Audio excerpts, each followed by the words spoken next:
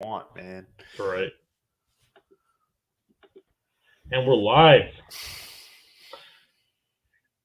Welcome back, everybody. Sorry for the delay. We have a very special guest with us today.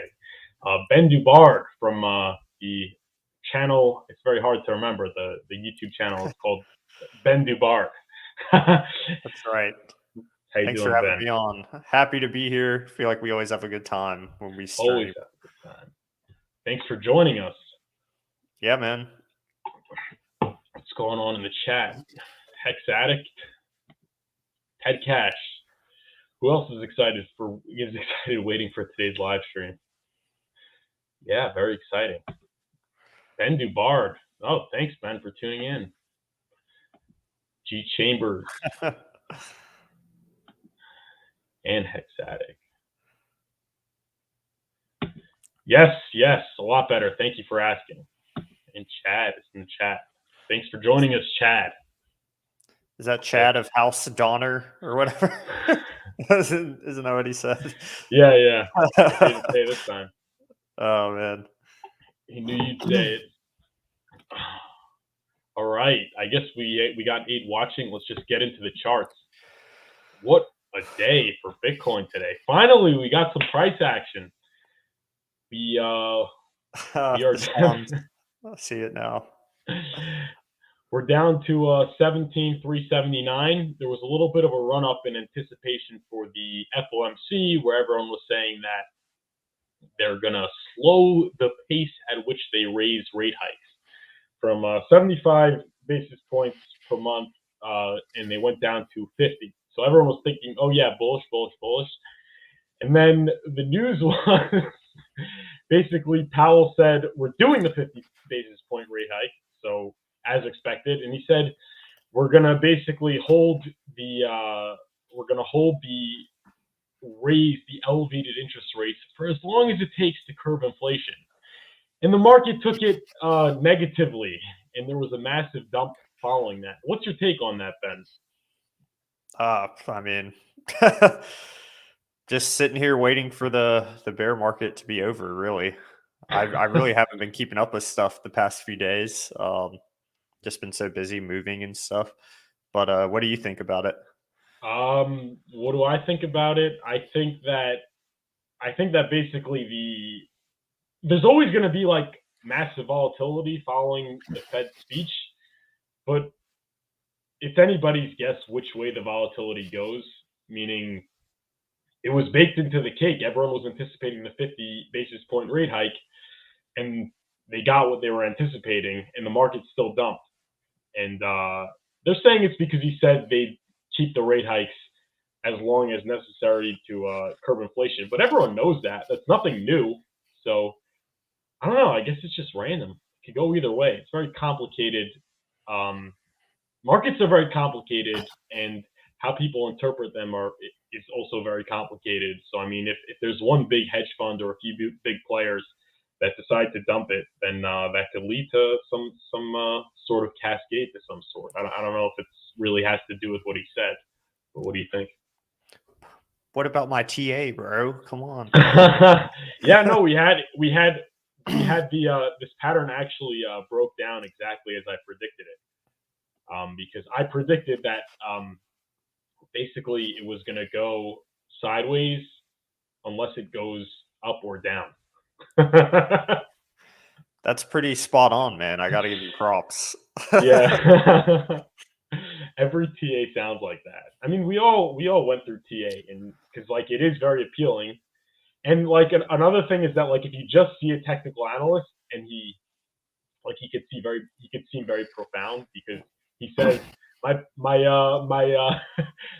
call played out exactly as predicted, and they could even play the replay, but they don't play the other half of the video where they said that it could also go to the other way. Right. Yeah. Depending on whether it goes up or down is whether it goes up or down. Yeah. I'll tell you who I do listen to is Gregory Mannarino. He doesn't chart or anything, but he just talks about like what he thinks the Fed is going to do and what he thinks is going to happen, because he's been in Wall Street since he was like 19 or 20. He used to like work on the floor. He's also very quirky, but he was saying he thinks it's like going to be a 0.25 hike next, I think, is what he's saying. I don't know. He has these predictions. That's who I listen to. I can't even remember everything he said. Like you said, this stuff is so like complex, and I'm still trying to learn. But that's one guy I watch who I really enjoy. I don't know if anyone else has ever heard of him. He's really funny. Yeah, but here's the thing. So like people like to predict interest rates. You know Yeah. who? You know. You know that the Federal Reserve does not. They don't know what interest rates are going to be over the next couple of months. It's like so funny. People are trying to predict what the interest rates are going to be. The Federal Jerome Powell does not know what the interest rates are going to be. That's what Peter Lynch said. It was a great thing. He's like, Yeah. if you would be able to predict interest rates like 3 years in a row or something, you'd be a billionaire. Yeah. Nobody could predict the rates. They're based Yeah. on how markets act and things like that, which nobody could predict. So if the Federal Reserve cannot predict interest rates, neither Furufinance nor Ben Dubard, nor anyone for that matter, could predict interest rates. But moving on, we got Hex. Wow, some dumpage right there. We're at 2.61. What is your take on that, Ben? I mean, just a bear market. Same old, same old. Nothing new. So yeah, I guess Yeah, we'll see what happens. yeah. Hart's law. Hart's law. When Ethereum dumps, when Bitcoin dumps, Ethereum dumps. When Ethereum dumps, Hex dumps. I mean, people thought that Hex was the exception, and it's turning out to maybe not be so true. Yeah. Yeah, I wonder if we're gonna like front run the bull market or if we're gonna be like completely correlated from now on. I was thinking that last night that maybe we're just gonna not front run the bull market like we did before and just but I don't know. I mean, testnet v3 could come out or whatever. Yeah, those things matter. Those things Yeah. matter. I was actually thinking that one of the possibilities I said was that Hex. I don't know necessarily front running the bull market, but Hex front ran the top, so maybe Hex front runs the bottom. What do you think? Yeah, yeah. I think that's what I meant to say. Like we start to pump, we bottom before everything else, and then kind of go up first. Yeah, that would be nice. Very, very oversold. That much. Yeah, we did dump before everything else, kind of. So Yep. And also, another thing is, according to 4-year cycle theory, I'm very into talking about the 4-year cycle theory because it's something that I mean, it's been real, and I keep on saying that it's intact until it's not intact, and it is seeming like it's intact, but basically, according to the longest bear market in the 4-year cycle, the latest time for the bottom will be by December 20th, which is in 5 days. So, if do you think the bottom is in? Do you think the bottom is in, or will be in within the next 5 days, and I don't know, cycles man. will not lengthen? Or I do don't we know. have that 11K in prey, or are we waiting for 11K in prey? Who knows? I mean, the bottom could be in just based off all the sentiment, like people on Twitter are so like doom and gloom, and then people in real life who aren't into crypto have been asking me lately, like, you know, they seem very nervous when I tell them like I'm into crypto and like all this stuff. They're like, oh, you know, like is this guy crazy? Uh, so yeah, I mean the sentiment seems to be there, but again, this is my first bear market, so I'm just kind of going off what I think would make sense for the sentiment, and there does seem to be a lot of anger and depression on crypto Twitter. I do, Oh yeah, yeah. lurk around and see what's going on. It's like the So price is down, and then like everyone, you know what I'm saying? Like everything follows price performance. So yeah, the price is down, and all of a sudden, everyone has an explanation as to what needs to be changed and what everyone's doing wrong. they're they're blaming each other, and everyone's mad at each other, and like, yeah, It's like there's this is nothing new. yeah. Nothing new under the sun. like there've been 90% dips before. Like Richard Hart says, dips are part of the game. Bitcoin drops 85, altcoins drop 95. And everyone's like, yeah, he's awesome. Like, outrage marketing, it's great. The watches. And then it goes down to 2 cents, and it's like, he's ruining it for us. It's got to stop. Yeah, I wonder if something's brewing. He hasn't posted on his channel in 4 months, like a live stream. Do you think we're going to get a Christmas Eve and Christmas Day live stream again? I'm kind of hoping he does that again. I thought that was pretty cool. I don't think so, because I don't know. People are annoying him. Yeah, I mean, yeah, I don't know. I mean, I hope he does something soon. I mean, I don't care if he doesn't talk about Pulse or Pulsechain. I really liked a stream he did with Hexologist and Crypto Coffee a while ago, and it was kind of like 3 buddies, kind of just like hanging out. I thought that was pretty cool. But yeah, I understand if like people are like haggling him, Yeah. I think people have been misbehaving, and it's like the people that misbehave are the loudest people. And while most of us are good, while most of us are good, the people that misbehave ruin it for everyone. So that's the consequences. You guys misbehave, you don't get Richard Hart live stream. You're stuck with furufinance and Ben Duvar. That's right. Like the goodwill. I'm like the goodwill Richard Hart here. Hopefully things will change. I think once Pulsechain launches, they'll be more open to doing it. Crypto Chino says Bitcoin is not hitting 11K in my opinion. Really think 15,500 was the bottom, but worst case is 13,500.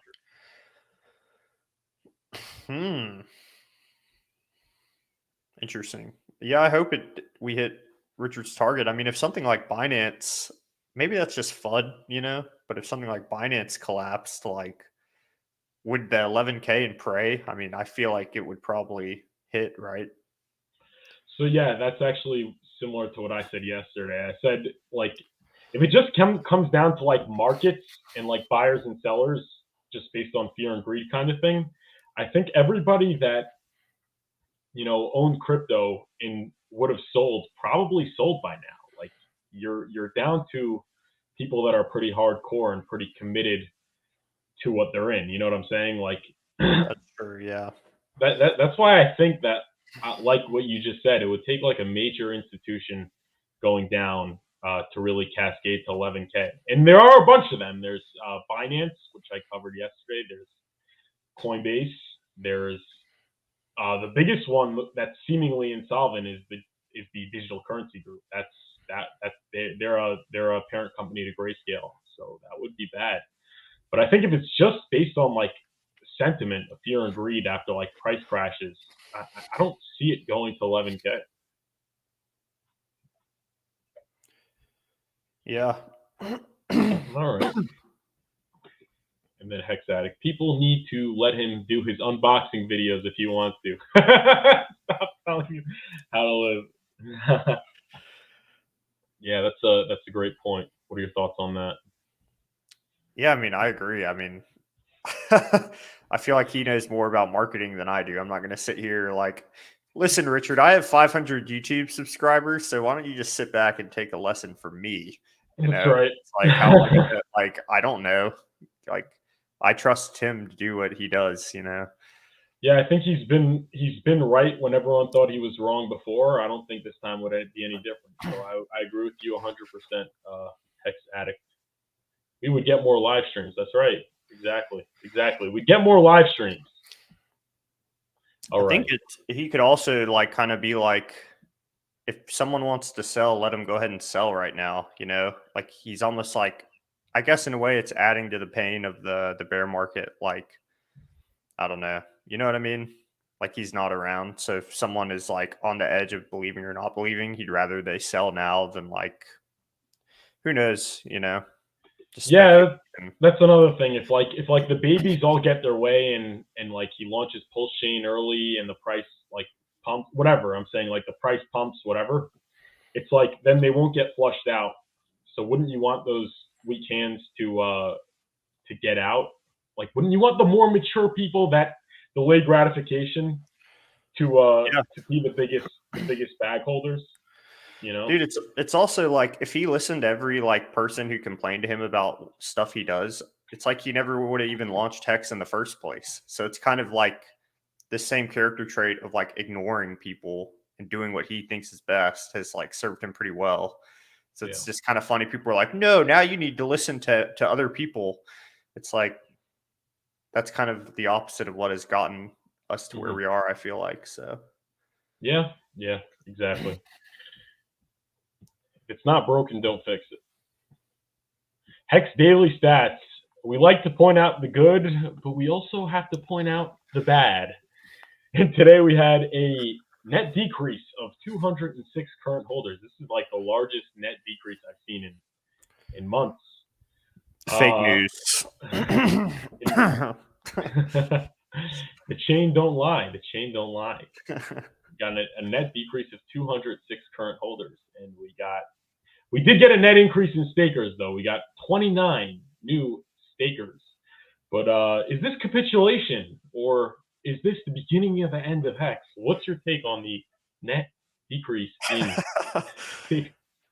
I definitely don't think it's the beginning of the end for Hex. I think we're doing way better than other coins in the bear market in terms of like onboarding holders. So I would agree with that. We were at all-time highs yesterday of current holders, and I think total stakers. Like we're literally, it's not even reflexive. It's like all-time highs every other day.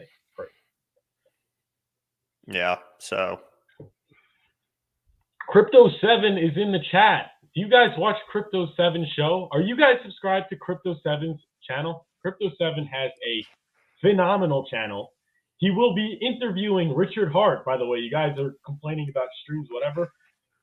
Crypto 7 will be having Richard Hart shortly. So I hope you subscribe to Crypto 7's channel. He's one of the bigger Hex YouTube channels. He's got, I think, over 6,000 subscribers. He also streams every morning. I'm actually an early bird. I wake up at 4 in the morning Eastern time, and I get Crypto 7 with my morning coffee. So thank you, Crypto 7, for tuning in, and hopefully you could come on the show. Open invitation. All right. Moving on. Ben is actually, you guys should know, Ben Dubard. Ben Dubard is a soccer referee and a big soccer fan. And we have a huge soccer fan. Huge soccer fan. Huge soccer fan. If you're not following him on Twitter, at Ben Dubard. We have Dorking Wanderers FC have a sponsorship announcement. Let's hear the sponsorship announcement, Ben. Let me get this Dorking Wanderers. I've never heard such a brilliant name for a football club or soccer team. Let's take a listen. A massive welcome to Hex, and we're delighted to announce a significant long-term partnership with Hex. Hex are one of the world's leading cryptocurrency companies, and similar to Dorking One, this is why this partnership is so ideal, but a massive upward trajectory and fastest growing company of their type across the world. So really appreciate all the boys at Hex getting behind the Wanderers. I'm sure the Wanderers get behind Hex, and both communities will work together, and most of all appreciate all of their efforts supporting us at the club. So check them out, Hex. They're a big ticket like the Wanderers. Roll us a massive welcome to Hex. There you go. Forget it, loops. Ben, what is your take on the Dorking Wanderers being sponsored by Hex.com? That's cool, man. I don't think it's going on the jersey like it was with Barnsley, which I wish it was, because I really wanted to get the Barnsley kit when wait, what? Oh, it is? Oh, dude, no way. I didn't see that. That's right. Are we getting the kit now? I'm gonna have to, man. I have yeah, I'm gonna have to get one. Like, that's awesome. That's very cool.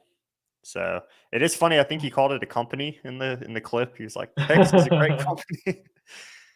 But yeah, that's cool, man. And I've seen there were Hex ads on like the side like the things that ring the soccer field. They were like Hex sponsorships in Premier League games before.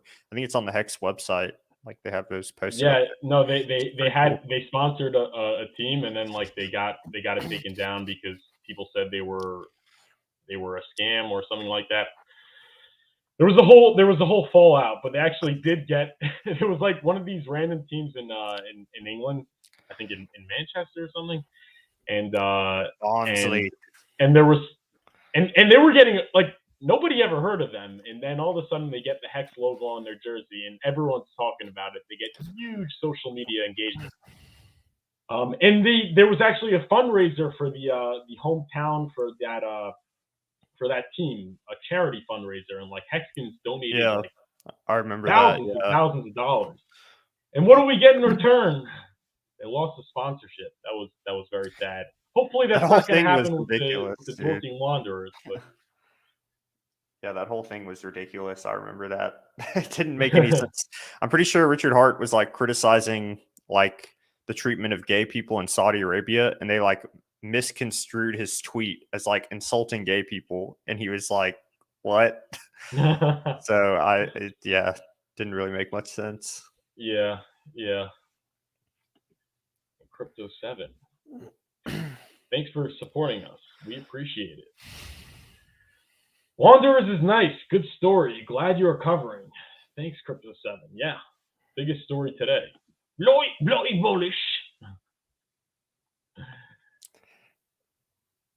Soccer is fun until one learns how to skate and play. Yeah. Like you said, our fans will support you. There you go. Nice. Yeah, I didn't hear that part. That's sick. So that's some nice news. And moving on, we got at KDP Crypto. Keep an eye on Hex, the Gem Hunters. So this is one of those Twitter accounts with 74.3 thousand followers. Where they talk about research and review the hottest cryptocurrency projects, pre-sales, and macro trends for informational purposes only, not financial advice. Do your own research. You know we consistently trend. Pulsechain and PulseX are coming. Watch this space. Yeah, so Hex, he got number 4 in the top 10 trending on DEX tools. What's your take on that, Ben? It's pretty cool. Yeah. Yeah. I'm glad they're not gatekeeping us on there like some websites do. Yeah. No, it's always the like more fringe anon Twitter accounts that don't gatekeep as much because they really have to get down and dirty to find those hidden gems, which usually don't turn out well. But I'm sure number 4 on this. I'm pretty sure number 4 on this one will. But that just continues to prove that to prove that like during the bear market, Hex is not going away. Hex is not going away. We're not better than ApeCoin though. Dang it. Yeah, right? ApeCoin. Dang it. Come on, Gem Hunters. Listen, he's more accurate than probably 99% of these anon accounts, though. So shout out to him, right? We'll take what we can get. And at Hex_radio, Richard Hart was right. Richard Hart, upcoming transformation. Hex to Bitcoin, Pulsechain to Ethereum, Pulsechain over Ethereum, PulseX over Uniswap. This is the vertically integrated system. What's your take on this? I think that's awesome, dude. I think thinking of the vertical integration, like Richard Hart says, when you think of like something like Amazon, how like Amazon is so awesome and so big because they've vertically integrated, like everything is within one company, and that's why they're so efficient and awesome. I think it's really setting up for long-term success, honestly. And once we can get like a fiat on-ramp that Richard has talked about creating his own wallet, all these things, like I think in the long run, it's going to be really, really awesome. So, yeah, I would agree with that 100%. I think probably maybe, the one thing missing is, no, there's two. There's 2 more additions I'd make. It would be the stable coins. I think 0x Coast is working on that. There is liquid loans, LUSD. But yeah, I think a stable coin and fiat on and off ramps. What do you think about that? And then it's like that'd be huge. I think I enjoy other people making stuff. Me personally, I feel like I would trust it more from Richard Hart himself, like if he works on it, I guess. But I do think, I mean, it's super amazing how like all these people are building on Pulsechain, and it's a testament to like the belief in the community around it. So let's have to see. I know like Liquid Loans has a stable coin that is supposed to be pretty like reliable from what it's forked from, but I don't know enough yeah. to like look into it myself and like read the code and say this is great or this isn't or whatever, you know. So Yeah. Yeah, I mean, there is also, you could bridge in the Ethereum stable coins. I would love for Richard Hart to make his own stable coin because he has quite the reputation of making things that work well and have 100% we'll see, uptime. man. Yeah, We we'll need see. that Pulsechain, bro. We have no expectations either, so it's true. It's true. We have no expectations, but I would like to see fiat on and on ramps. I think are huge. Imagine you could just Be buy great. Hex on like a Coinbase-esque sort of thing and just send it to your MetaMask and stake. That means how much more seamless does the onboarding process become, where you don't have to show people how to use decentralized exchanges. I think I love decentralized exchanges. I think decentralized exchanges are important and are probably the second biggest innovation of the last bull market behind Hex. But I think it's just a matter of making making the process that much more seamless and being able to get people in a much quicker way. You know what I'm saying? It's like you just tell them you buy it on Coinbase. Imagine like you just buy it on Coinbase, you send it to your wallet, and you stake. I think that would really open things up. But Yeah, I think Staker app is like really tried to do something like that. Have you used Staker app at all? I did not use Staker app, but Yeah, I heard good things about them. Yeah, you can purchase Hex directly with like a debit card or credit card, and it'll go into the Staker app, and then they let you pay the fees to stake in Hex. Like they'll pay it in Ethereum, but you can pay them in Hex, like to stake your Hex and stuff. So it's kind of cool. I think they're releasing their like V2 of Staker app pretty soon. So there's that also. Oh, shout out to them. It's a pretty easy like onboarding tool, I think Staker app is. But I don't know. I haven't bought through debit card on there. I had a friend do it, and it went smoothly, I think. So yeah, there you go. There you go. And we got 35 watching. Please take a second to hit the like button, subscribe to the channel, subscribe to Ben Dubard's channel, follow at furufinance on Twitter and at Ben Dubard on Twitter. Look, the handles are right under us, so shouldn't be that difficult. And we just appreciate you guys tuning in. Next up, we have compounding memes at leap_JUK.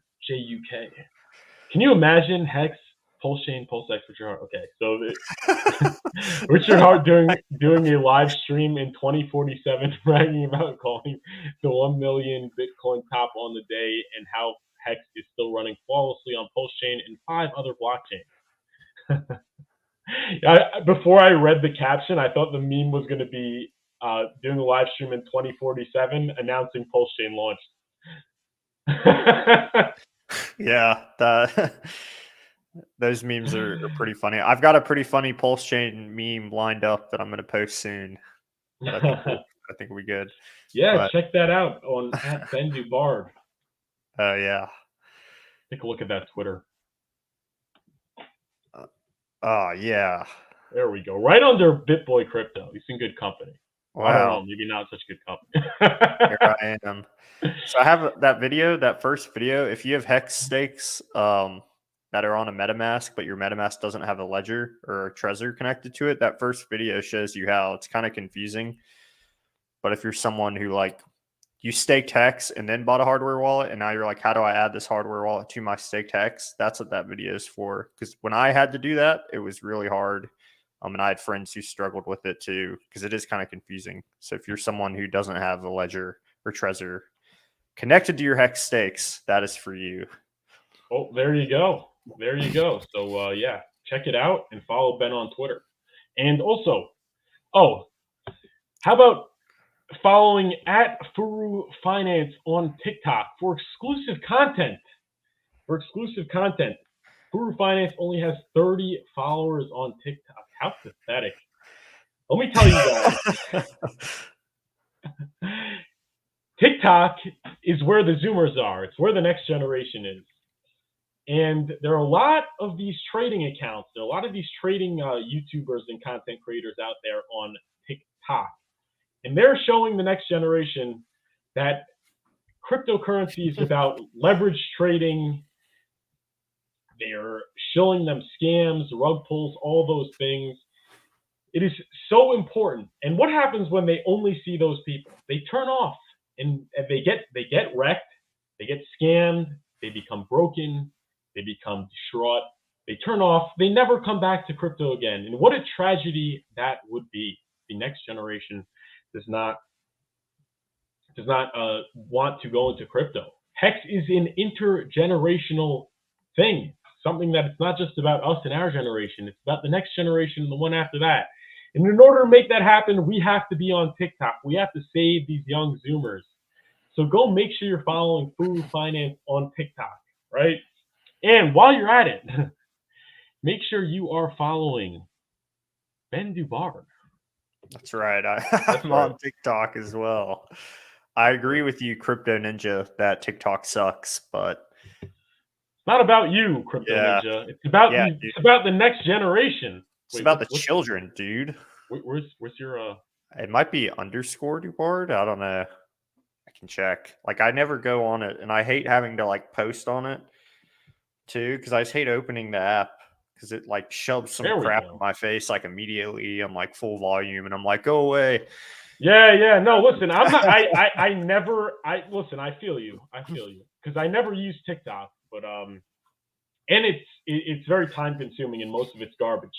But Ben Dubard, his content on TikTok and Furu Finance, it's very substantive. It might change your life. Okay. And if you go on there and you just give it a follow and you like the videos, then the algorithm sees that people are spending time on it, people like it, and they serve it to other people. And that's good for me. That's good for you. It's good for everyone. It's good for the people that see it because they actually get showed something that's not a scam, that's substantive, that can help change their life. That's my take. What's your take then? Yeah, I agree. I mean, it's good to like reach out. I don't think like I guess Hex PulseX community China crap. Yeah, we dominate YouTube. So like if we can branch out to other places, I think it's good. And yeah. So. Another thing is that like when people are browsing YouTube, and YouTube Shorts is exceptional. It is the exception because in YouTube Shorts it's the same layout as TikTok basically. But when people are on YouTube, they're not swiping. So basically, they only click on the things that the topics and things like that they're familiar with, the content creators and the topics that they're familiar with. So it's very, very hard to get them to click on your content. So it is as much as I love YouTube, and I have been doing some outbound messaging, covering other crypto topics like we're going to see later. But it is a little bit more of an echo chamber. With TikTok and YouTube Shorts, you could really get your message out to people because they're just swiping. So whatever's served to them, they get served. They don't go out and shop.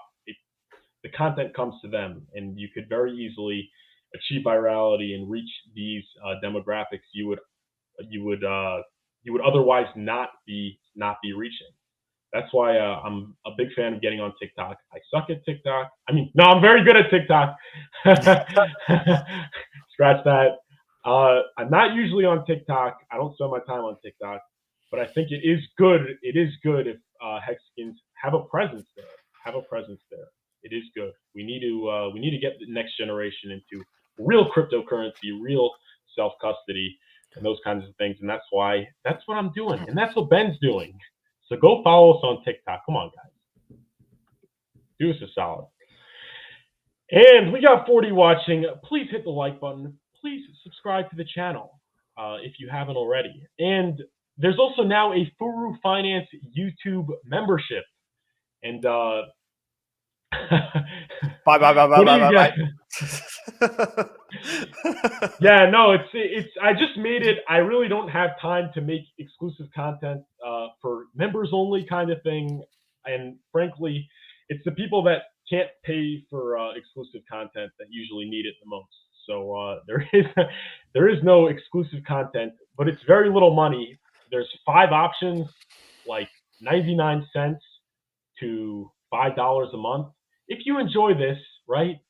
If you enjoy the content, consider, giving $1 to $5 a month. It's less than the price of a cup of coffee, and it's only once a month. And you can always rescind your membership. So please consider becoming a member. It's really cheap. It helps me. It helps support me, and I support you. So it helps me support you. So go help support me. Help support yourself. Consider becoming a member of Furu Finance. And moving on, we have Johnny Chaos. He just came on for an interview. He's excellent. He is the #1 Hex Pulsechain PulseX Twitter account, in my opinion. And he was quote tweeting Funding Jim, who's also an excellent Twitter account, of Representative Tom Emmer, saying that the FTX collapse resulted from fraud and abuses by centralized authority and not from the nature of DeFi assets, which is very true. And it's nice to finally see somebody, a bureaucrat, a legislator, who's giving crypto a fair shake. What's your take on that, Ben?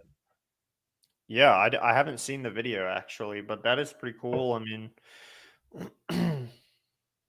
so yeah, I agree with what Johnny Chaos is saying for sure. Like this just highlights the need for crypto, and that's what I tell people when they're like, "Oh, FTX and all these centralized exchanges."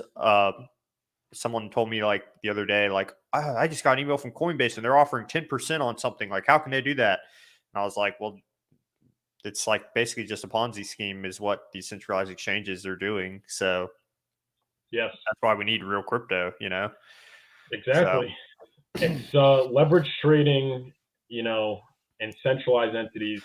It goes against the ethos of crypto. It goes against what crypto is all about, and it goes against it goes against what the original intent of cryptocurrency was. And it's not. And it's a powerful tool, cryptocurrency, and the way that it could do so much power in a positive way. I mean, there's always the double-edged sword.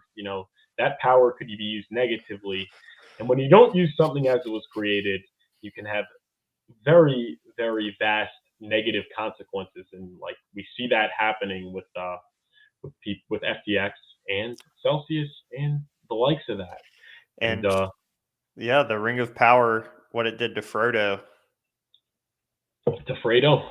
To Frodo in Lord of the Rings. Oh, The I Ring of see Lord of the Power, Rings. What? Power corrupts.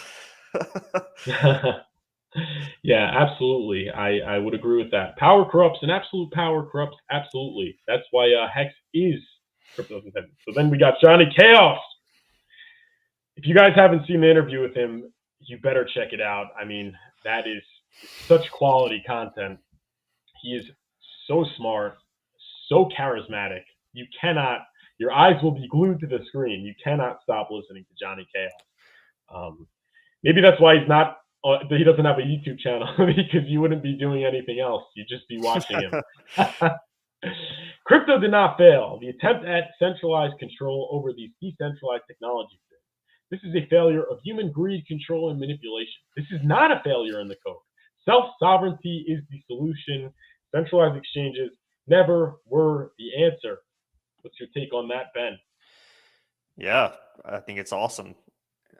I think we only need a centralized exchange to get in and get out. It's like if someone wanted to get into crypto and I said, okay, give me $5, I'll give you $5 of Bitcoin, But then I get so big, and then I start saying, "Oh, I'll give you a loan to trade, and then I'll get all the fees from you." And then all of a sudden, I'm taking all these people's funds instead of giving them the actual crypto. I'm saying, "Oh, I'll hold it for you." And like, all we need is just someone there to sell the crypto to people, so they can then hold it themselves.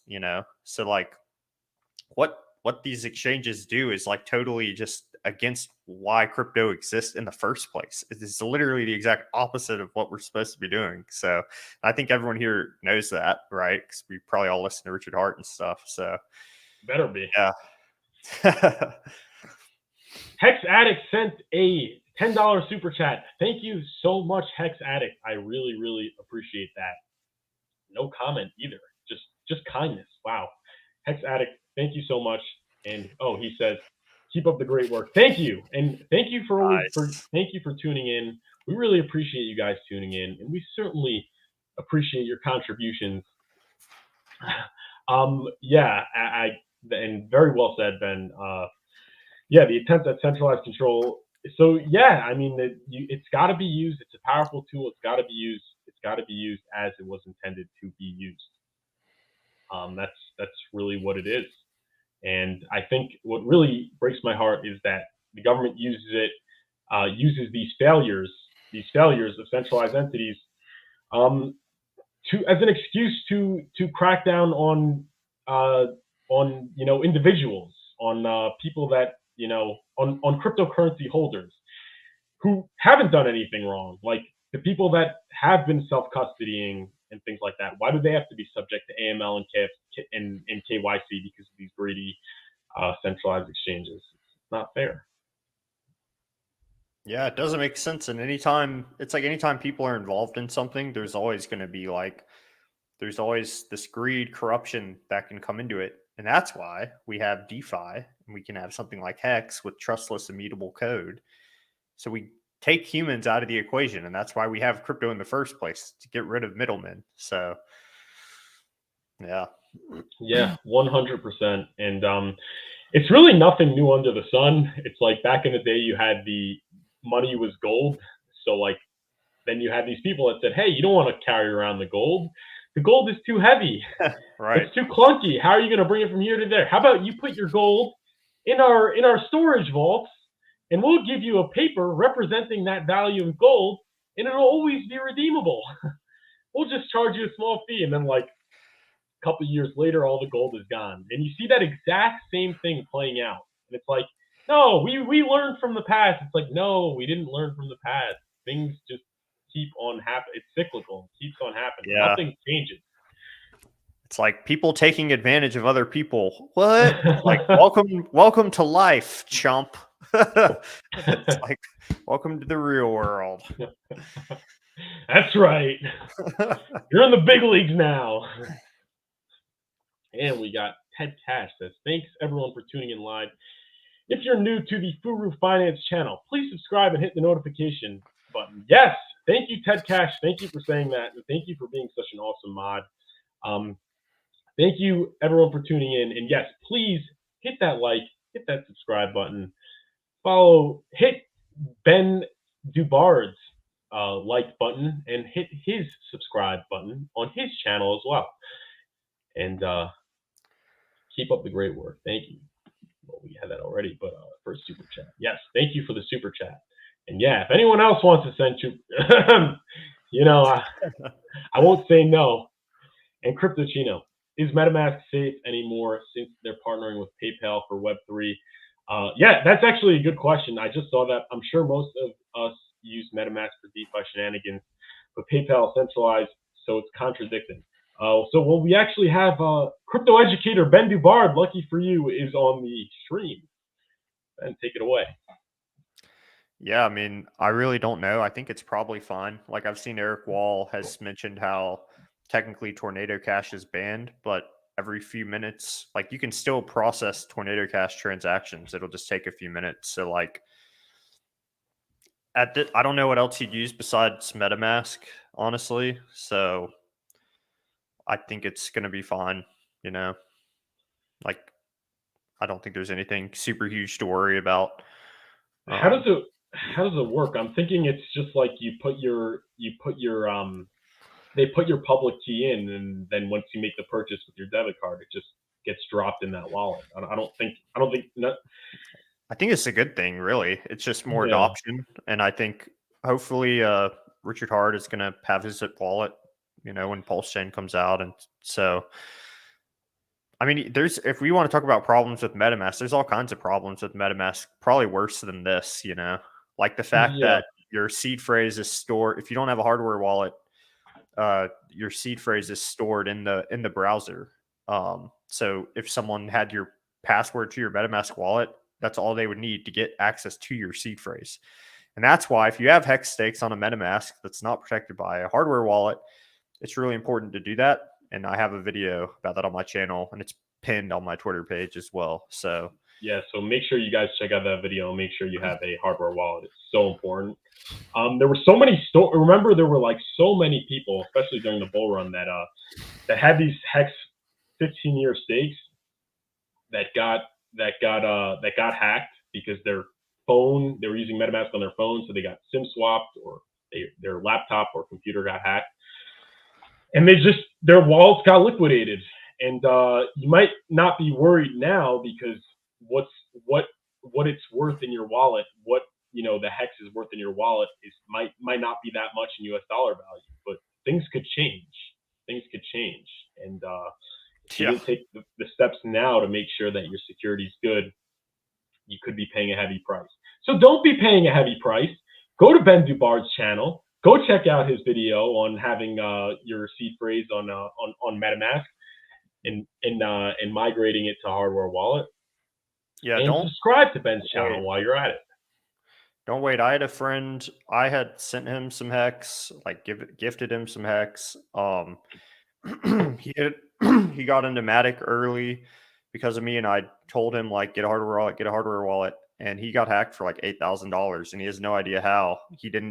He did everything right, except he didn't have a hardware wallet. So even if you write your seed phrase down and you're like, oh, well, it's safe. No, it's stored in your MetaMask browser. Like if you go in your MetaMask and you go to like settings or something, like there's a way to view your seed phrase on your computer screen. It's like, whoa, that's not okay. So it is stored digitally. And like, there are people out there who could just like, he didn't even do anything. He just checked his wallet and all his money was gone. And like, you can, and I thought maybe it was a glitch. I was like, give me your address, give me your wallet address. I looked on Etherscan. I'm like, dude, yeah, someone sent your money got sent out. Like it got sent somewhere else. So like, yeah, it just $100 or less on a hardware wallet and like an hour of your time or less.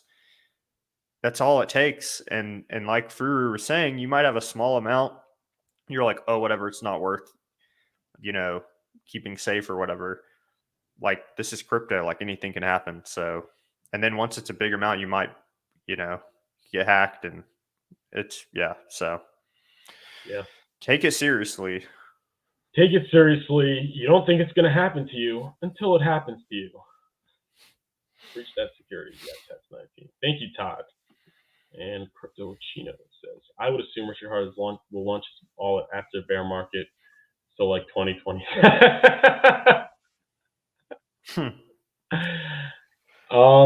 I think that the wallet is going to be launched after PulseChain launches, and he definitely want to have the sacrifice in a bull market because that's when you have more money, and that's when you're able to sacrifice more money. So, what do you think about that? Yeah, I mean, I don't know. He said like he had devs working on it, I think. So devs are working, dude. Don't ask any questions.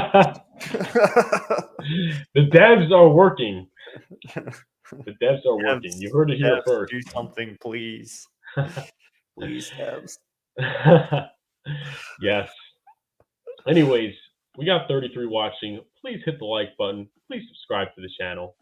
Please become a member. Become a member. It's the price of a cup of coffee once a month. Imagine that. Is the content on this show worth what you pay for a cup of coffee once a month? Meaning, is it worth $1, $2, $3, $4, or $5 a month to you? Because then consider becoming a member. Would truly appreciate it. If not, just like and subscribe. Hit the notification bell. We appreciate you watching. Like, subscribe to Ben Dubard's channel. go to bendubar.com, bendubar.com. And moving on, we got a great tweet by at your friend SOMMI. Oh, this guy has he's been tweeting some really good stuff lately. He has been tweeting some really good stuff lately, so please follow him on Twitter. But here we go. So he said, there are stock market media equivalent of how to survive a crypto bear market. When they happen, it's usually late. The advice is generic. The best advice for any bear market is work to collect fiat USD and keep adding in, hold for 4 years. And then he shows a picture of the S&P 500 and the magazine and newspaper headlines at various price points. So at 2000, in 2000, I think this is the, is it, when is this? Can we get it bigger? Oh, this is recently. This is by the COVID dip. Yeah, this is the COVID dip. So right by the peak, it says 30,000. When it was at 14,000, we're headed to 30,000. Then all of a sudden, you had that massive cascade. Then crisis playbook.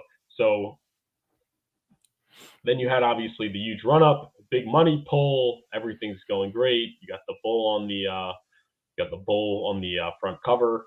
And now, obviously, we have the Federal Reserve is tightening, and we are having this dip, and it says, don't get mauled.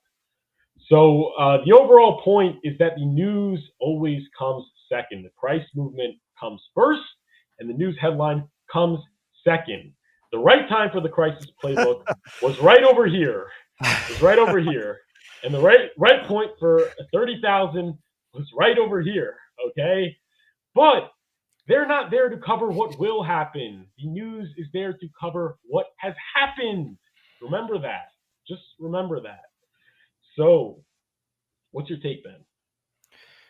Yeah, I said this in the video I posted this morning. I said you can't trust these like news sites, crypto news sites. Like they're funded, they're paid by people to promote certain things. Like, yeah, you should really use them like as a reverse indicator in a lot of ways. And I think like we're seeing that now, but also I don't know the time frame of this chart, but it looks like, oh, it went down and then up really fast. This could have been like months long.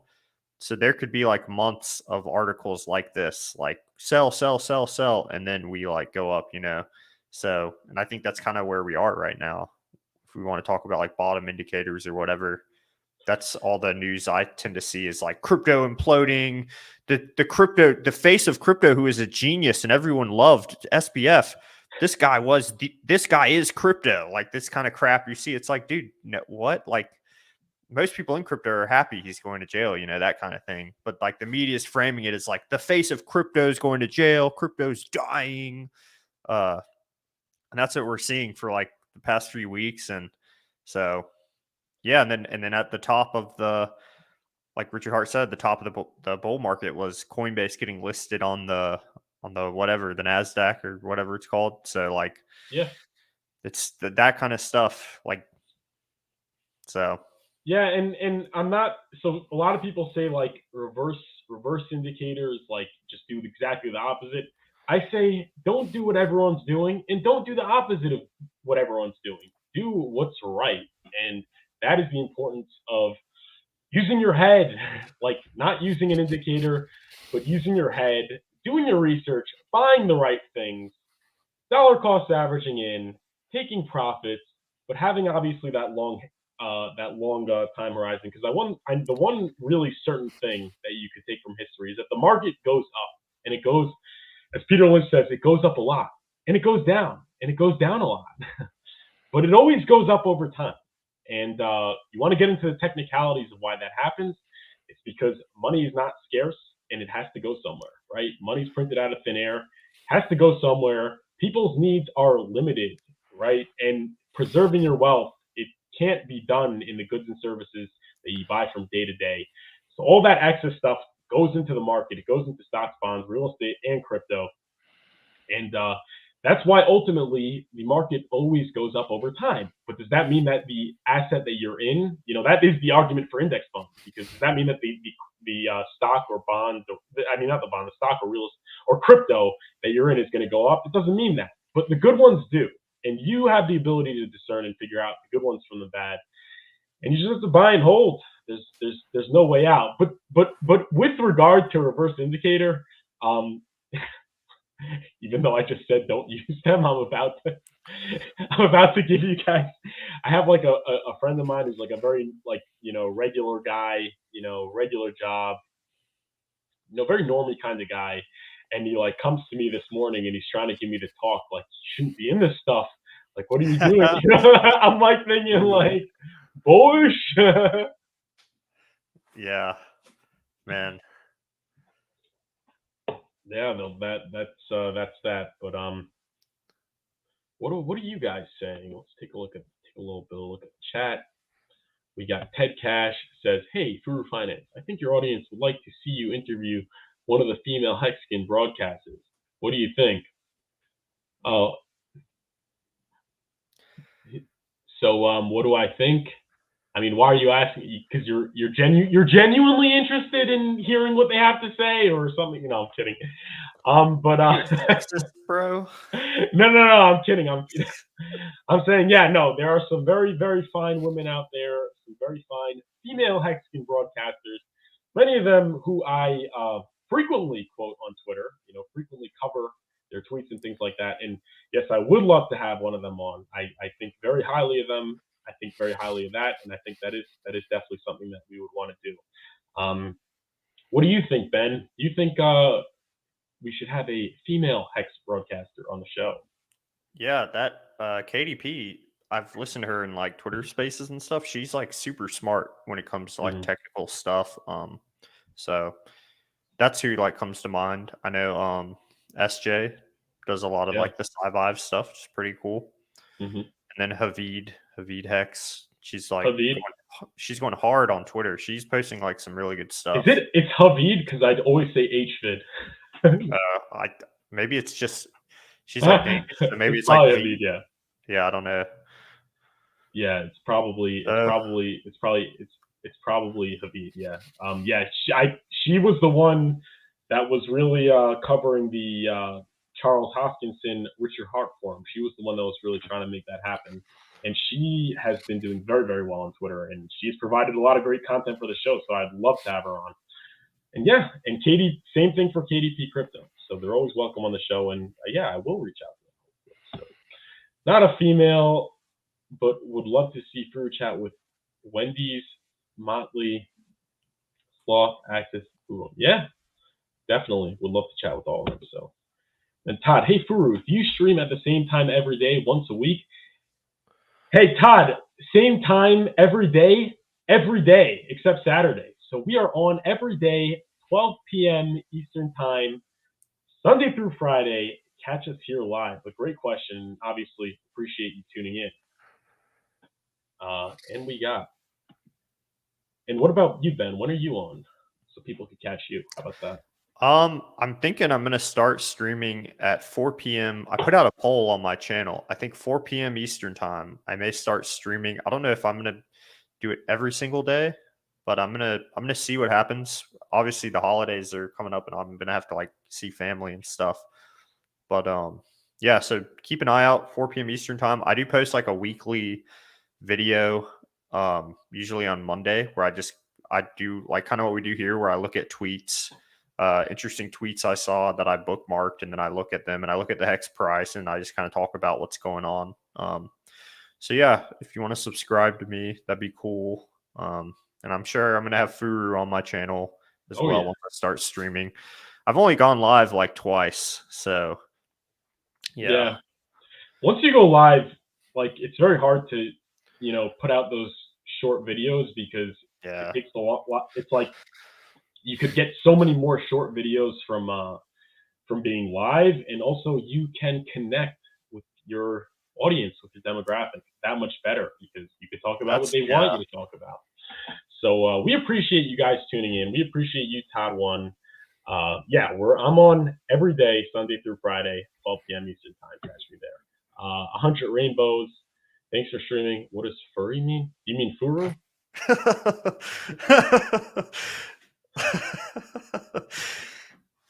Yeah, they corrected it later in the. Oh, there we go. Okay. Oh, Furu. Not sorry. Sorry, I used the dictation. Not furry. Furu is fake guru. Those people on YouTube that portray themselves as very successful people that will make you successful if you just follow their rules and you give them money and that kind of thing. But ultimately, they have, I guess, they have ulterior motives, to say the least. That would be the way to put it. So that's what a furu is. Not me though. Not me. What's your take on a furu, Ben? Well, it's like 95% of or more of the crypto YouTubers out there. So, they're like, buy this coin, but they're getting like paid to tell you that pretty much. And I've met people, and that's what they that's what they aspire to be. Like when I met people kind of in the beginning stages of making kind of like content for crypto stuff, and like they've said they're like, oh, I want to be a sellout. Like they literally have, like the guy said that to me, and I'm like, okay. And then it just kind of like you move away from that. Personally, it's like I don't really agree with that. Like I'm like kind of here to try and help people, to be honest, to be like straightforward, not to like build an audience so then I can just like promote advertisements of whatever and then to go piss off and do whatever. So yeah, I think that's absolutely what a furu would be. Yeah. Yeah, no, and the reason I think the reason why people do this is it's so frequent, and people have to understand that like what their source of income, meaning what they benefit from, is not what you benefit from. So they talk about topics that you're interested because they want the algorithm to serve them, right? Like these gurus, they want the algorithm to serve them to you. So they talk about topics you're interested, like cryptocurrency, Bitcoin, Ethereum, even Hex, other ones, Cardano, all those kinds of things. And those kinds of things. But ultimately, they're not really such crypto people. They benefit not necessarily from price appreciation, although maybe a little bit because they have exposure, but they benefit from advertising and paid sponsorships of crypto, of like various, rug pull cryptocurrencies sort of things. So like they'll bring you in with the blue chips, right? That's, you saw the Wolf of Wall Street. They bring you in with the blue chips. They bring you in with the Cardano, massive Cardano price movement, and then a couple of videos later, they're selling you doggy inu whatever, which they're getting paid $700, $800, maybe a couple $1,000 to shield you, so they could basically the scammers could use you as exit liquidity. And what they do also is they sprinkle in good stuff. Yeah. So they say, hey guys, like get a hardware wallet. Hey guys, hold your own keys. And so they get your trust, and you're like, oh, this guy's smart. They give you the latest news, and they're like, he's giving me good info. And then they say, guys, I'm super bullish on this project. And like they're getting paid to tell you that. And then you look at the projects, and I don't want to name names, but these are guys I used to listen to. And you look at the projects and the chart's just like down. You're like, what even is this thing? And you start to analyze the project more, and you're like, why would he promote this crap? Like, this is crazy. So, yeah. And a lot of times you go to the Twitter account of that project, and they haven't been tweeting in like months.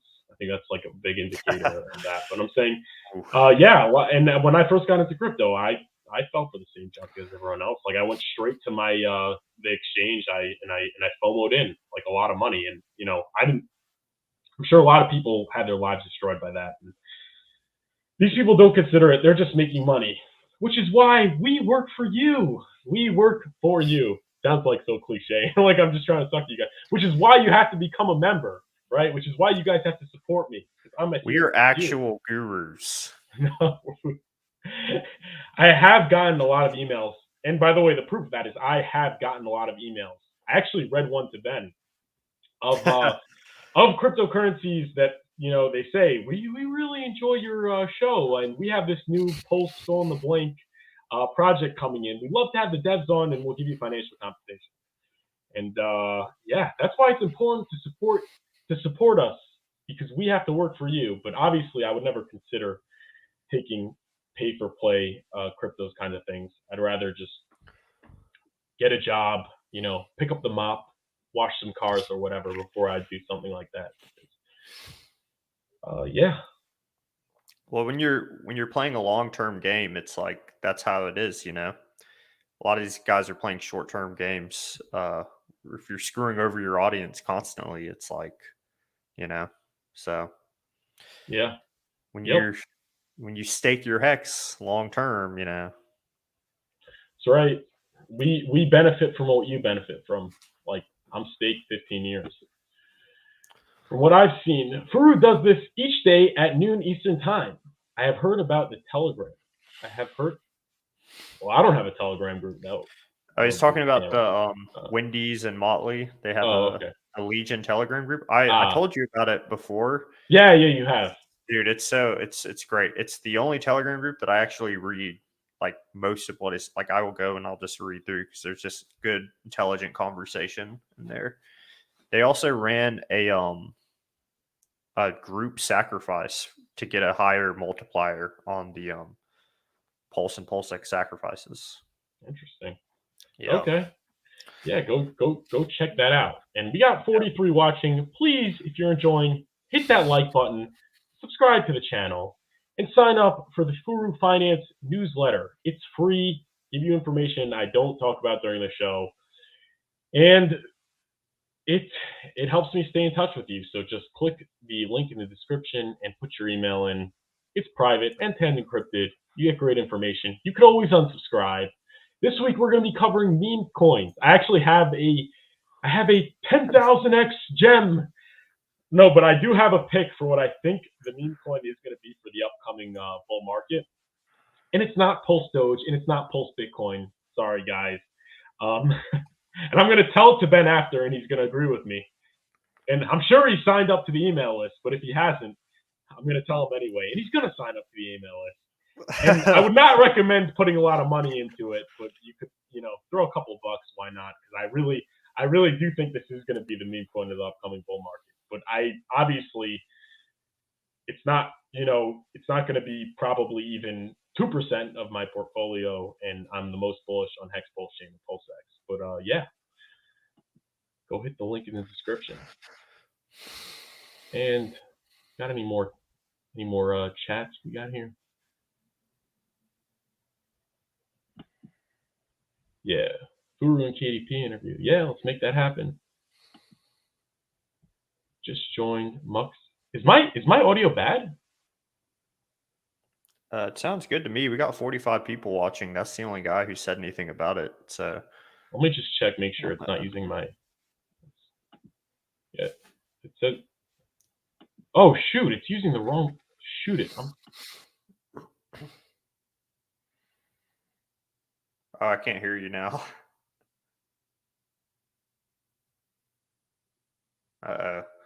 Red Squirrel says the audio is a bit off as well. Yeah, no. Oh, I can hear you now. Yeah, but it's the wrong mic. It was using my webcam mic. It wasn't using my. Let me unplug and plug it back in. Okay.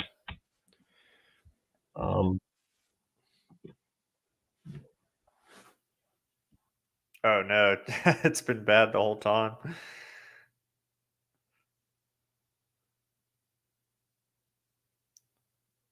I can't hear you now for some reason. Is my audio okay? Oh, it's only on Furu's. Okay.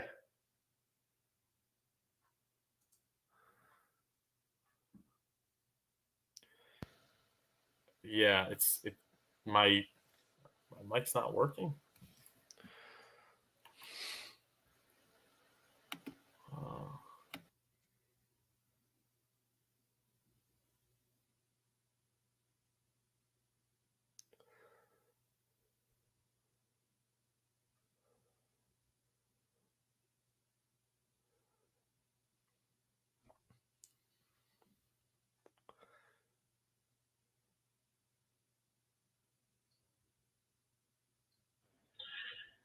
Yeah, no, the mic is not working.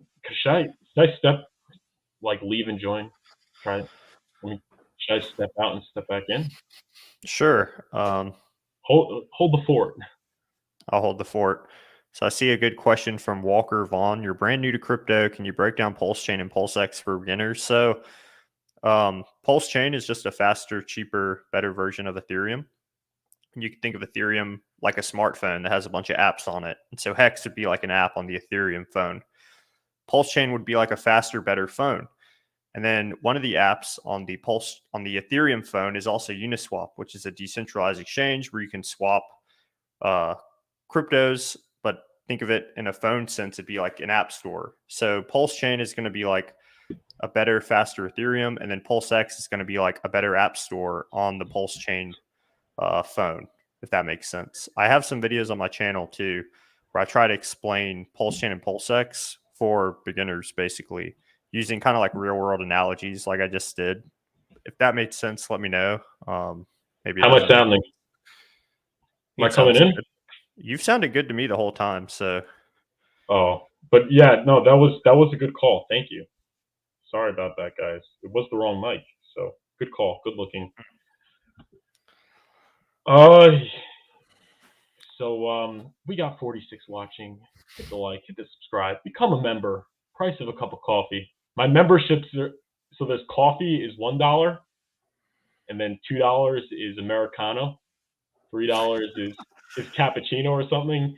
Whatever. It goes to $5 is macchiato. It's one cup of coffee a month, guys, and it really helps. And I work very hard. I promise you, I work very hard on this stuff. So he definitely really does. appreciate it. Yeah, it's not easy, but it helps you guys. It helps me help you. Oh, sorry. Okay, shameless show. You're really paying yourself. Yeah, I'm paying myself. FuruFinance's membership. It's just do me a solid, guys. Okay, do me a solid. No pressure. We're all down 95%. I bought the top on the day, so I know how it feels. If you guys can't spare $1 a month, I understand. Just like and subscribe. And like and subscribe to Ben's channel. But yeah, literally, my boss sent me a picture of 2 magazines he got in the mail like 2 weeks ago with titles "Crypto Downfall" and "Crypto in Ruins." Yeah, yeah. And let me say that, like that you shouldn't be basing your market thesis on reverse indicators or indicators. It should be on, the Fed. The Fed is, I think, something very big, but you don't know how inflation is going to be. But I did. Okay, so I actually had this call. So I said the inflation top. I didn't necessarily say it was in, but I said it would happen sooner than later because prolonged inflation is very, very difficult to maintain. That's what people don't realize. And that's the kind of thing that could indicate, future market performance, like tips like that, like when everyone's bugging out about inflation, and you understand what causes inflation, and you could understand that, the middle class having excess money because of the stimulus checks and the economy being shut down for a prolonged period of time and not being able to go out there and spend, because spending is what causes inflation. So they had all this money that they weren't spending before. They have all this extra money, and they're now spending quickly. They're spending quickly, and they're spending a lot in a period of time they otherwise wouldn't have been. So that takes things off the shelf, right? And you have the supply chain bottlenecks. That takes things off the shelves. And when things sell out quickly and they're scarce, the prices go up. And that's what drove the prices up, right? And everyone was panicking. And I said, hey, inflation is going to cool off, and the Fed was going to go risk. The Fed was going to go risk on again, is going to go risk on again. It's like sooner than people think.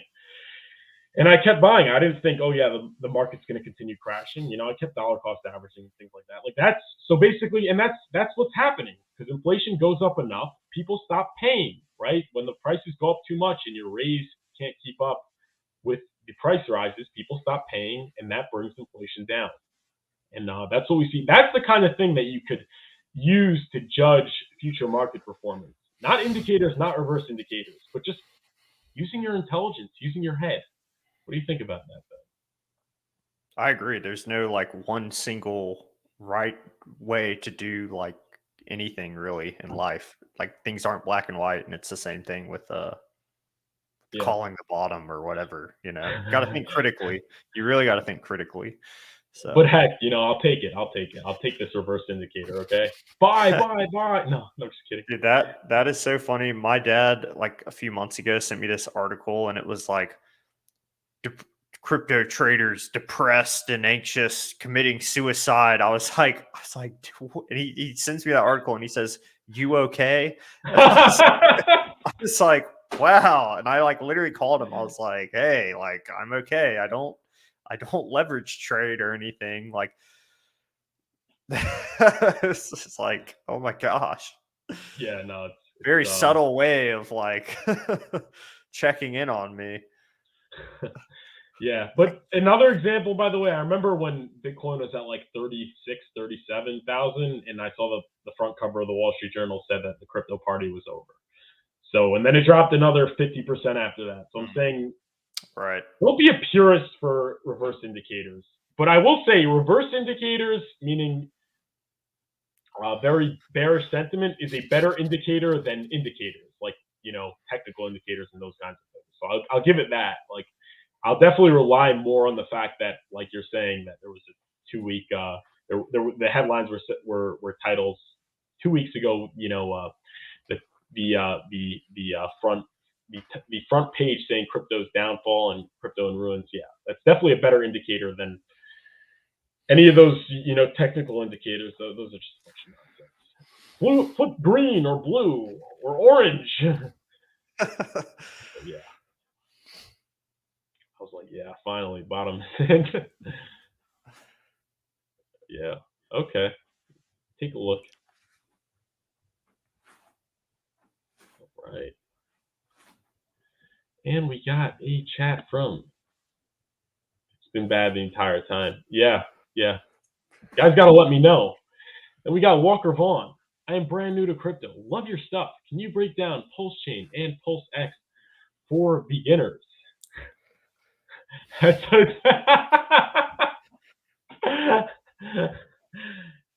Where do we start here? You know what?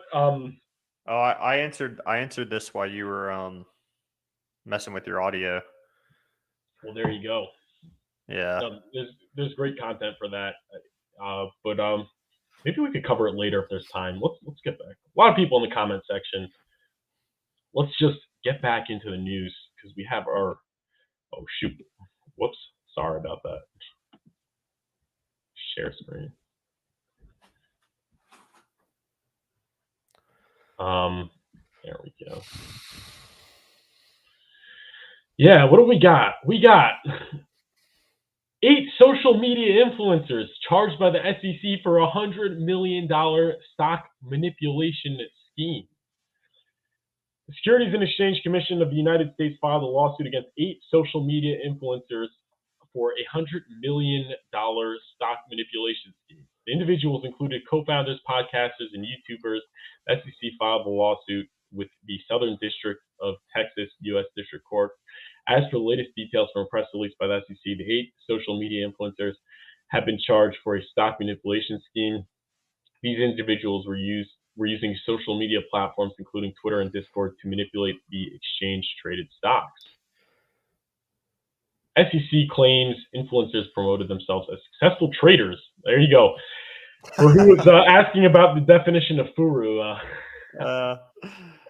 As per the details from the SEC, the accused individuals scammed their following by portraying themselves as successful traders since January 2020.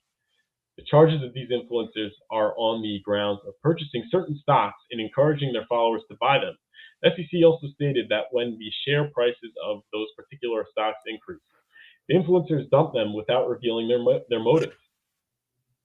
As our complaint states, the defendants used social media to massively. Okay, it's very repetitive, but the charged individuals on the list include John Rearbart. How do you pronounce that?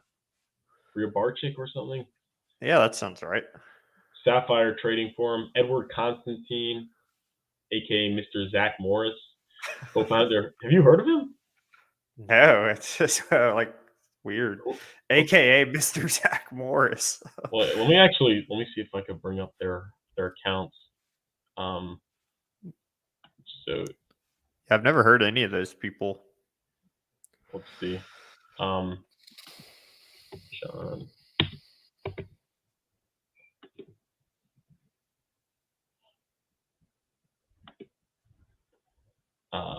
Videos.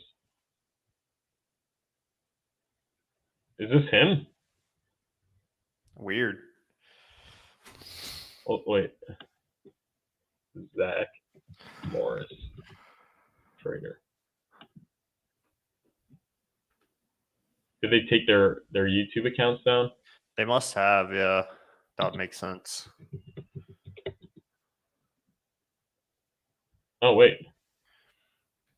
Looks like he went on someone's channel. Yeah, I don't want to get copyright struck, but there you go. Then we had Thomas Cooper, CEO. He called himself the CEO. He's like CEO. This is like his pseudonym. Parry Matlock, YouTubers Thomas Cooperman, Gary Deal, Mitchell Hennessy, Daniel Knight, Stephen, whatever. SEC charges permanent injunctions, disgorgement, prejudgment interest, and civil schemes against each defendant for their manipulative actions in 100 million stock schemes. What's your take on that, Ben? There's a lot of crypto influencers who are probably pretty nervous right now. People getting paid to promote garbage and then dumping it on their followers' heads. So hopefully they can get around to prosecuting those kinds of people as well. Mm-hmm. But yeah. Yeah, there you go. Yeah, a lot of those people. It's like the Great Depression where they have those groups where these rich people would get together and they'd load up on a stock, and then what they would do is they'd go to the people that ran the exchange order books, and they just trade it to each other. They just give it to each other. They sort of arbitrage it. Like they have, let's say, Apple stock, and I would have the Apple stock. I'd give it to you for $1, and then you'd give it back for $1.01, and then I'd give it back to you for $1, and then that's high volume. That's high volume. So everyone uses high volume as an indicator that the price is going to go up, and then people would start buying it, and then they just dump on everybody. And that was made illegal in like 1930 or something. But crypto still has that problem. Crypto's like, we're bringing it back. The good days. I was in I've dabbled in the meme degen space, and I was in this one like degen coin, and the guys, like the admins or whatever, all of a sudden there's like buy bots in these chats. So you see when like your coin gets a big buy or something, all of a sudden there's like $10,000 buy and then an instant sell. And then they were doing that, and they were like, hold on guys, we're pumping the volume so we can get trending on Dex tools. And everyone's like, yeah, once we get trending on Dex tools, then we're gonna boom. It was like ridiculous. I was like, oh my gosh. No, this is the Wild West, dude. Yeah, it's crazy. It's crazy. You get into some of these degen Telegram groups, it's nuts. Yeah. Like, it is really nuts out there. Yeah, agree. And moving on, we got 39 watching. Please hit the like button. Please subscribe to the channel if you're enjoying. And please sign up to the Furu Finance newsletter and subscribe to Ben's channel at Ben Dubard. And follow him on Twitter at Ben Dubard. And on TikTok at Ben_Dubard. And I'm on Instagram too. BenDubard.com and Ben Dubard on Instagram. Are you following Ben Dubard on Instagram? You should be following Ben Dubard on Instagram. Go check him out. I need some clout, guys. Exactly. No, I need Instagram. I'm trying to keep up with you young whippersnappers. I already got on TikTok, and now next is Instagram. This is our featured story, guys. We have Mr. Wonderful, Kevin O'Leary, at Kevin O'Leary TV, if you want to follow him. Basically testified in front of Congress saying, quote, that CZ and Binance was responsible for the FTX crash. Let's take a listen. Potential of these Wait 1 second. Shoot.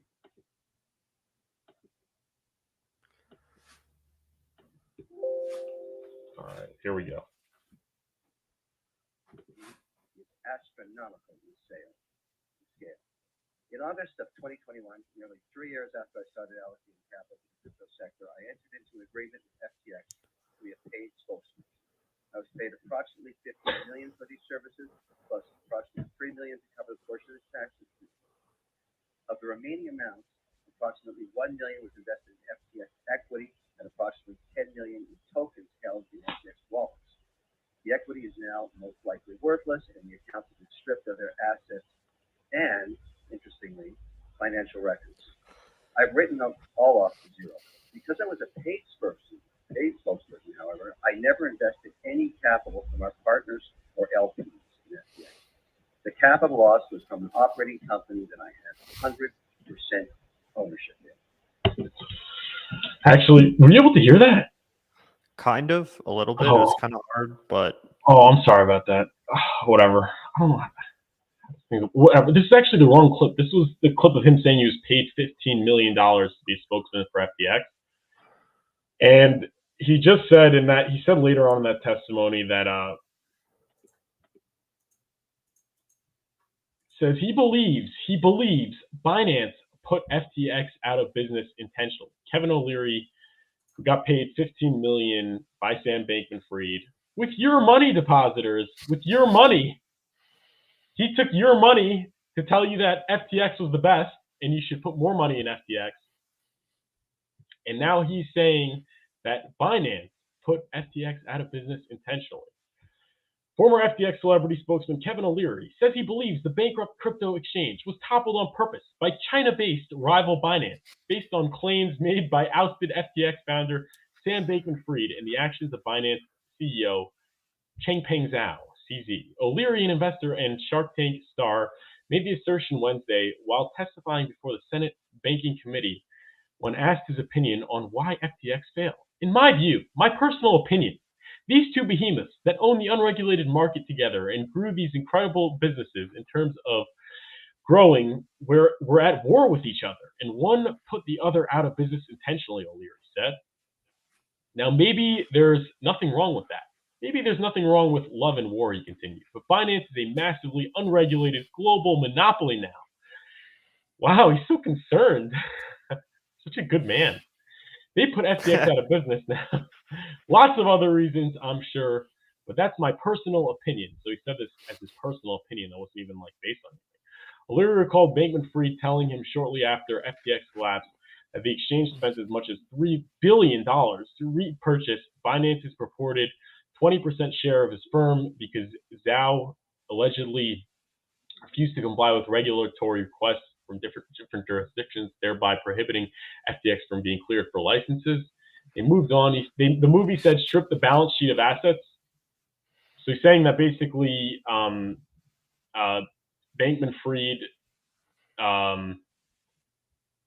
CZ wanted out of Binance. So Sam Bankman-Fried said he had to spend $3 billion in order, so 20% of shares of his firm, because Zhao refused to comply with regulatory. So he said you need to pay $3 billion to get out of this, to exit. I mean, CZ said that what's his name? That Bankman-Fried needs to pay $3 billion to buy out his shares of 20% of FTX, which has stripped them of the balance sheet of assets. So O'Leary pointed to Zhao's actions on November 6th when the CEO announced via Twitter that Binance is liquidating all the remaining FTT tokens on its books, which is a proprietary token of FTX. So that was the thing where CZ said that they're liquidating their FTT token because basically they were getting leveraged against an illiquid asset. So the Shark Tank investor said Zhao knew that the move was going to push down the value of the coin dramatically, and that's exactly what happened. Zhao said in the same tweet thread at the time regarding any speculation to whether this is a move against competitors, he said it is not.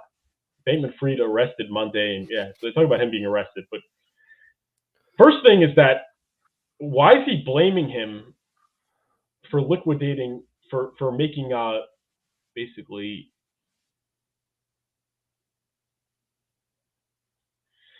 like why is he blaming him? Like this wouldn't be a problem if they weren't getting leveraged on all this illiquid assets. He's basically saying, oh yeah, he wanted to get out on his FTT tokens because Bankman-Fried was getting leveraged on an illiquid asset. Like whose fault is it? It's just like classic scammer like deflection, you know. It's like, oh, I'm going to break the law and be mad when you call the cops on me, you know. It's like, this is your fault. Like, it's just like, what? So Yeah. it seems like, that's like the play they're going for, I guess, like they're trying to defend themselves by saying, well, like, look at that guy.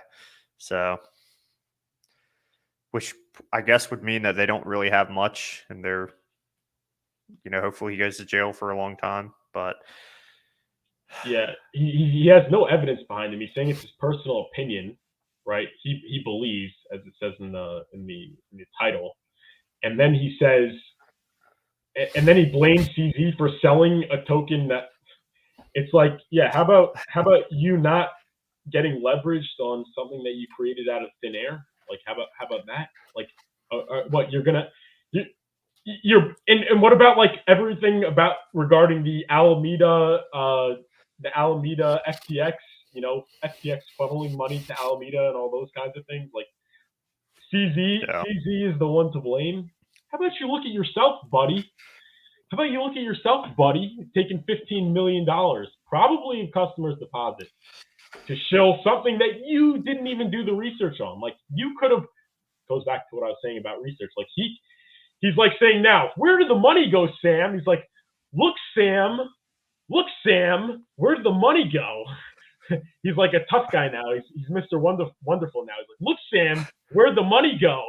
It's like, how about before you took $15 million? How about you demanded the audit then? How about you said, where'd the money go, Sam, before you took that $15 million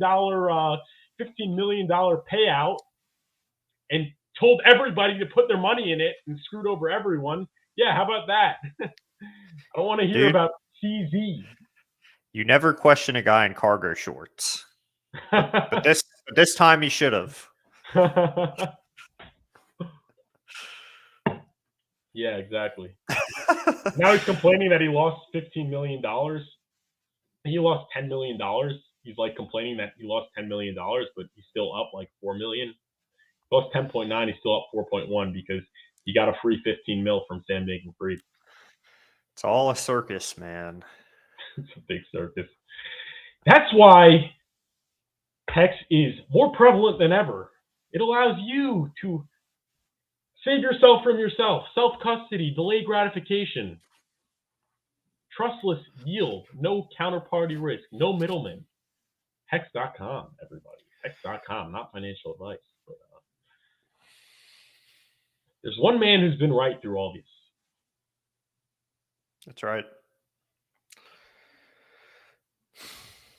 Yeah, there you go. So then regarding that, I had a funny tweet. So you had Peter Schiff. Peter Schiff.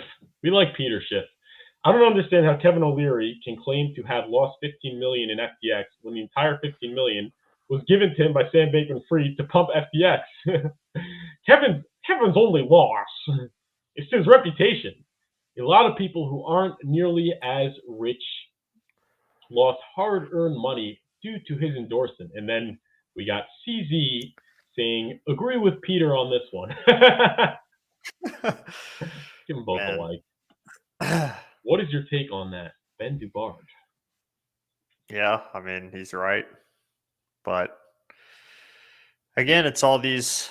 I still don't think CZ from Binance is a great guy. I don't necessarily think Peter Schiff is a great guy. So it's like all the not great people look so much better now that like there's this one single super not great person, like he's the center of attention.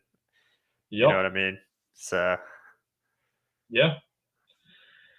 There's varying levels of evil. That's really like the way to put it. I wouldn't call him evil. I wouldn't call CZ put like bad, Yeah. but I guess he's less bad. But it's like, why should we listen to CZ? Like, centralized exchanges aren't good, right? Like, why is the centralized exchange man being healed the hero? How about the guy that said to get your coins off exchanges, get it off those lending platforms, and created a way for you to earn yield trustlessly? That should be the man that we're talking about. Dude, I saw CZ tweeted something where he was like, "We just got a official like regulation certificate or whatever. You know, this is a great way to show like legitimacy in a centralized exchange." And Eric Voorhees replied and posted a screenshot of like SBF posting like the same thing, like, "We just got our official registration in Dubai," you know, and like he's like, yeah, so it's just kind of funny. Yeah, no, there you have it. But yeah, centralized exchanges are, it's the same old, same old. It's nothing new, it's nothing innovative. The only difference is the integrity is like that much lower. It's that much more shady. There's no regulation, which is why dexes are so incredible, and which is why Hex is so incredible. But yeah, that's it for our featured topics. We got 34 watching. Please hit the like button if you're enjoying. Please subscribe to the channel. Please become a member if you enjoy the content. Bringing it to you every day, Sunday through Friday at 12 p.m. Eastern Time. You can give back now for the price of a cup of coffee. 1, 2, 3, 4, or $1, 2, 3, 4, or $5 a month. Really helps support the channel. Would really appreciate it. No commitments. You can always rescind your membership. Won't judge you, man. But it really supports me. We work really hard to bring the content to you, so would really appreciate it. And you get a special members badge. Get a little badge next to you in the chat. How about that? That's adding value. Ben, what do you think about getting a badge? Is it a collectible NFT as well? Sure. Why not? That's awesome. Yeah, join Furu's members. He puts in a lot of work for yeah, real. and if, like post a lot, streaming every day. It's a lot of it's a lot. So it's a lot of awesome. work. It's a lot of work Yeah. being there for you guys 6 days a week, same time, every day, 12 p.m. Eastern Time. We're gonna take a look at the chat, see what you guys have to say. But yeah, consider that. And if not, and consider this as well. Sign up to the Furu Finance newsletter. Link in the description. Exclusive content, free of charge. Just put your email in the description below. We're not covering it on this channel, but we cover it in the Furu Finance newsletter. And please go to bendubard.com and follow Ben Dubard at Ben Dubard on Twitter and on Instagram and TikTok, Ben_Dubard, and on YouTube, Ben Dubard. But let's take a look at the chat, see what you guys are saying. B3 highest stakes movie will pump our price. Pulsechain launch date announcement will really pump our price big time. Buy the dips with DCA in homie. What's your take on that, Ben? Yeah, I think he could be right. Yeah, I think that would make sense. I don't know if the movie's going to pump the price, really. Maybe. I mean, I guess at the end of the day, I don't know if any of this will, but it would make sense that testnet v3 Hex price could probably run up because people are going to see that as an indicator that Pulsechain is very soon. And Pulsechain, we're going to get our doubles of Hex because everything's copied over. So that's why people would want to buy Hex. Plus, I think Hex is probably the best way to buying Hex now and holding Hex through the fork is probably the best way to get Pulse and PulseX if you didn't sacrifice for them. So I think it makes sense that the price of Hex would go up in that time once those announcements are made. But yeah, DCAing really is kind of like the method. Yeah, so. I agree. I agree with everything you just said, and I'd add a little bit to that. When would you rather buy, right? If you believe in Hex, you want to hold liquid Hex, you want to buy staked Hex, and you believe the price is going to pump when testnet v3 is announced, and Pulsechain mainnet announced. Do you want to buy it once it's announced off a 30% pump, meaning 30% more expensive? Like, you go to a store and everything's up 30%. Like, when they say 30% off, when you go into whatever it is, you go into H&M, 30% off, and then there's like, imagine it's 30% up, like 30% more. Would you want to buy then? Like, do you want to buy the pump, or do you want to buy it now? When everyone's disparaged and says, when Pulsechain pump, and none of this is financial advice, but I'm saying, just use common sense. Like, you don't want to wait, like we showed earlier with the news headlines. You don't want to wait till the news comes, because then it already happened. That's really my take. So, irregardless of when this is going to happen, since I don't know when it's going to happen, and it hasn't happened yet, I continue to DCA. Does that make sense? Yeah, it's a great point. Yeah.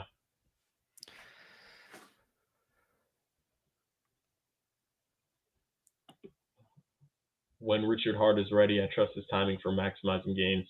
What's your take on that? Yeah.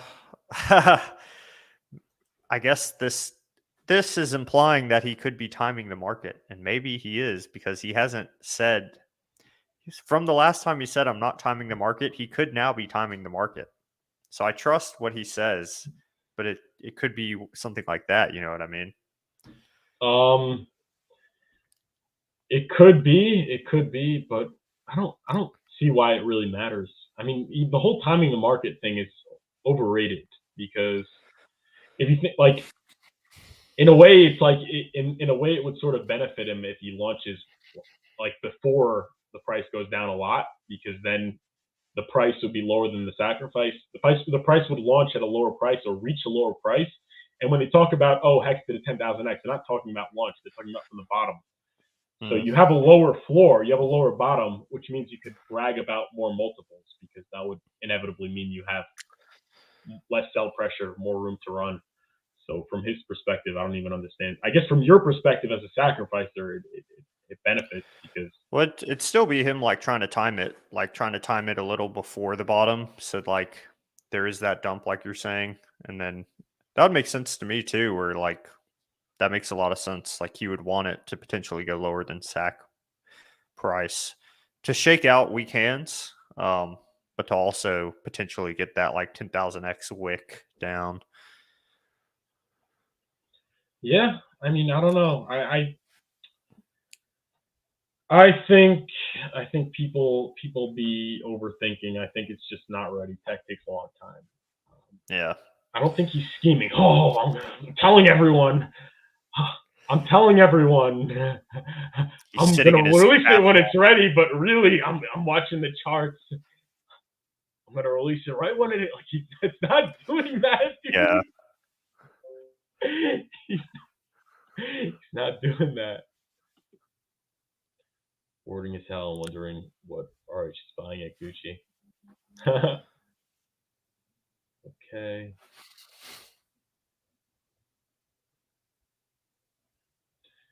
Got a lot of chats. Happy with O'Leary's insanity statement, but placing full blame on Binance is wrong. There was obviously theft from customer funds. Exactly. It really takes away from, the main cause, the main issue, which was that they were stealing your money. But yeah.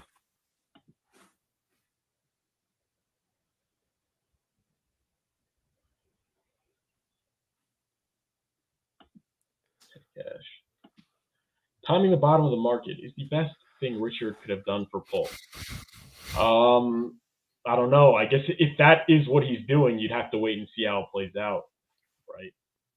So I don't think it's what he's doing, but I don't know if you could say that yet. But I'll tell you one thing: this delay is a very good thing for Pulse. The fact that it wasn't released a year ago when people thought it originally was, and it really avoided being tied to this whole cascade with Bitcoin. Why are you even complaining? It's really ultimately benefited you, right? What do you think, Ben? True, perhaps, but I feel like the narrative at the time was we're going to launch right now and we're going to be the only thing pumping while everything else dies. Like people were thinking, like, let's launch right now, and Bitcoin's going to go down, going to be dumping to 10K while we're going to be pumping to the moon. You know, like we're going to decorrelate, and all eyes are going to be on us because we'll be the only thing pumping. So I mean, I'm pretty sure that's what like everyone was saying at the time. And then it didn't launch, and now we're like, oh, isn't it good we didn't launch way back then? Which I agree with, but I also am like, well, maybe it would have been awesome. Who knows, right? But I agree with you. I don't necessarily think he's timing the market, and I think whenever it launches is going to be great, and it's probably going to work out well no matter what. And everyone's going to be like, oh, he's a genius. He timed it perfectly, and I think it's just going to be like the circumstance. Like it's going to finish. He's going to launch it, and it'll do great regardless. So. Yeah, I don't know. I just think markets matter, and I think you think Pulsechain's doing a 10,000x when the market's down 90%. I don't know. I mean, Who knows? I don't know. Like the 10,000x, like Randy Hilarski has said he thinks, because he's basing it off of like what Tron did. He thinks like Pulsechain will do 100x in 93 days or something like that. Mhm. So that'd be great. I mean, I'd be really happy with that. Yeah, listen, if it does, then yeah, I really happy would be an understatement for me. But yeah, I guess we'll just have to see how it plays out. I think the real question is whether you believe Pulsechain is going to do well, and if yes, what does it matter? Like, just DCA, you'll be fine. Yeah. And I think the greater macro is the greatest obstacle to when it comes. So you're saying he's trying to time it. Okay. Ask yourself, if the market flipped bullish, would we have launched? I don't think so. I don't think so. Honestly, like, wouldn't he just want to launch it? Everyone's just so on his case right now. I mean, I believe him when he says the person who wants it to launch the most is me. Like when he says that, you know. Yeah, he's not lying. But I don't know. Whatever. Anyways, I guess that's it. 33 watching. Please hit the like button. Please subscribe to the channel. Please become a member for only $1 a month. Become a member to Furu Finance. Please subscribe to Ben Dubard on YouTube. Subscribe to Ben Dubard on Twitter. Yeah. Follow Ben Dubard on TikTok. Follow Furu Finance on TikTok. Follow Ben Dubard on Instagram. And go to bendubard.com. Thank you guys so much for watching. We appreciate you tuning in. I'll be back tomorrow at 12 p.m. Eastern Time, and we'll see you then.